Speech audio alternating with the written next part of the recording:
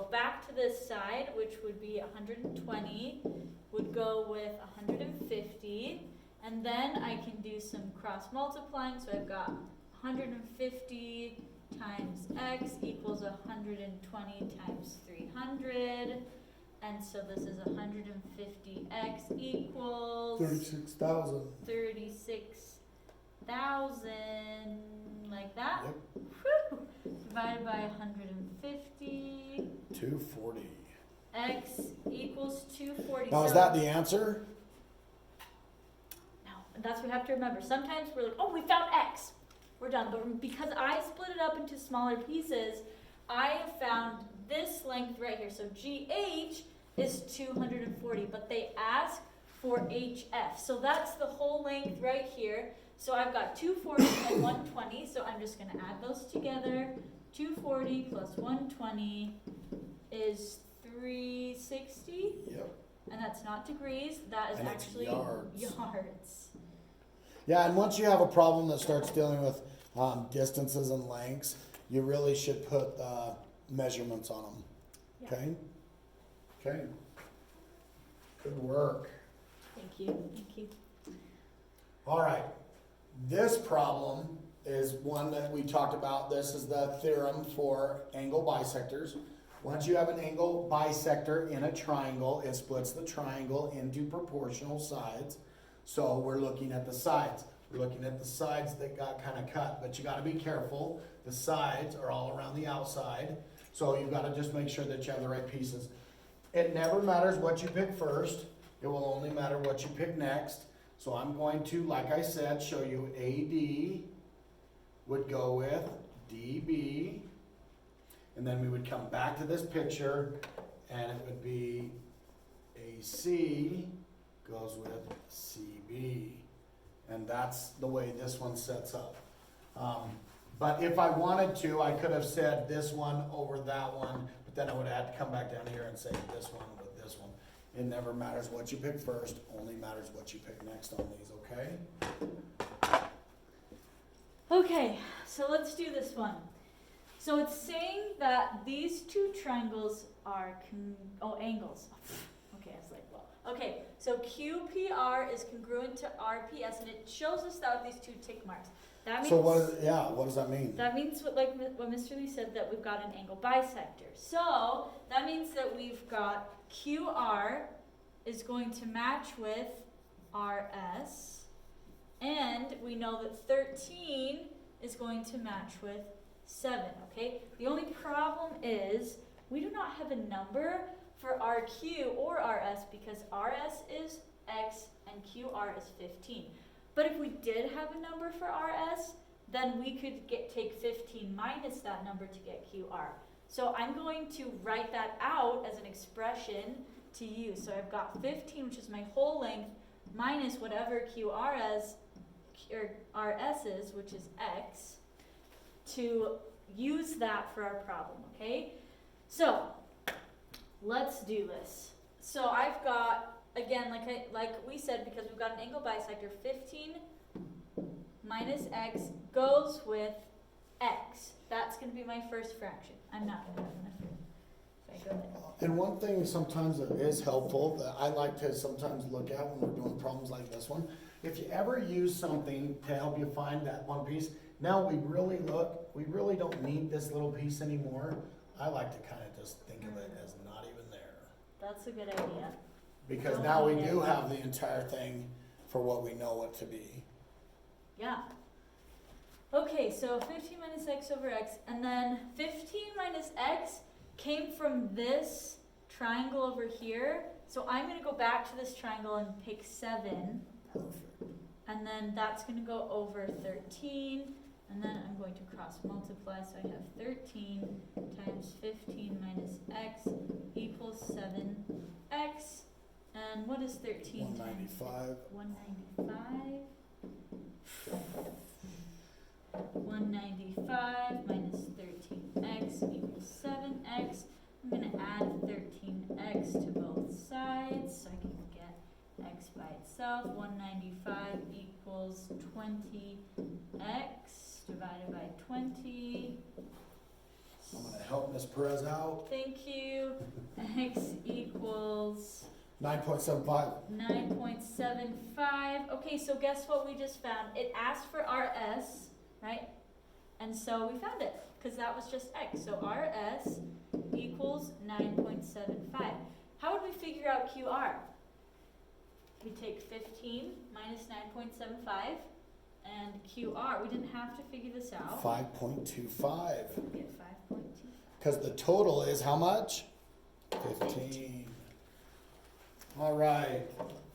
Our last little bit of problems here. We're going to see if we can figure out the length of BD, and then we'll see if we can figure out the length of JM.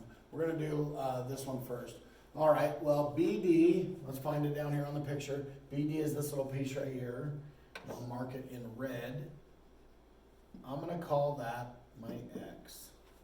There's no other X's on the picture, so I think we're good.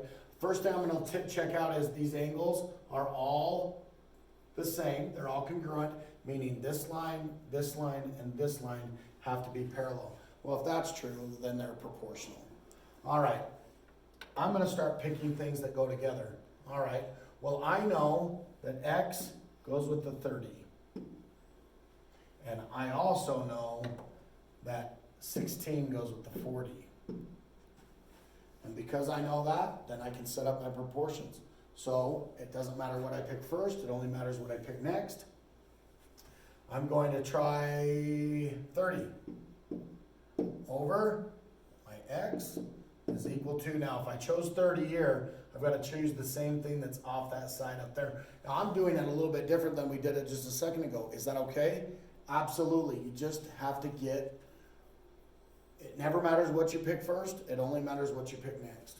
So the 30 and the 40 over the 16. Let's cross multiply. I'm going to go 30 times 16 equals 40 times the X. I'm going to move down a little bit further so we got room.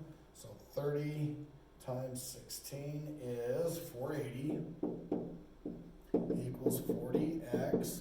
Divide by our 40 and x equals 12. And that x was BD, so I am going to actually label it. And did they say BD?